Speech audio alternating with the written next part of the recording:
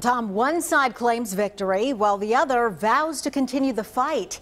Tonight, the status of the governor's race very different depending on who you ask. Around 63,000 votes currently separate the candidates. Brian Kemp says that the math is on his side and held a news conference today to announce his transition team as he prepares to take over the governor's office. But Stacey Abrams has refused to concede. Her team says the results are still very much in question.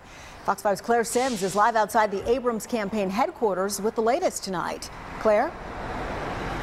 Yeah, officials here with the Stacey Abrams campaign say that this is still very much a developing situation, and they continue to take phone calls from voters across the state who had issues casting their ballots. They say they are continuing to work to make sure that every vote counts. But Brian Kemp says he and his team are moving forward.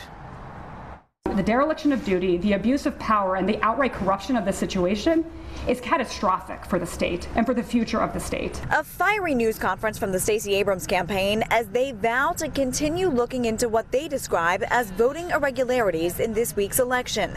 According to the Abrams camp, a difference of just 25,000 votes in their direction would trigger a runoff, and they maintain that those votes could still be out there. It is my honor at this time to introduce to you the soon-to-be new governor of the state of Georgia, Brian Kemp.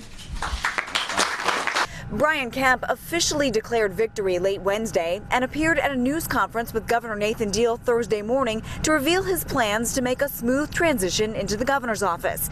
Kemp officially resigned from his post as Georgia's Secretary of State as of noon.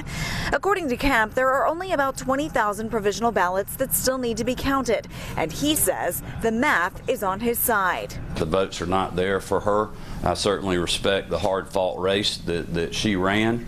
But that's a decision that she's going to have to make. But we've won the race. It's very clear now, and we're moving forward with the transition.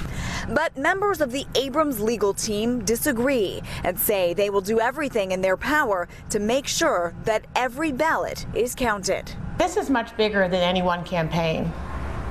And this is a country built on democracy. We all get to vote. That's just part of the promise. And so we are working really hard to ensure that promise is fulfilled. Now, the Abrams team announced today that they have filed a lawsuit in Dougherty County where they say that there were problems with absentee ballots because, in part, of Hurricane Michael. They said they have also filed litigation holds all across the state to preserve any potential evidence if there are other legal proceedings. We are reporting live in Atlanta. Claire Sims, Fox 5 News. Well, Claire.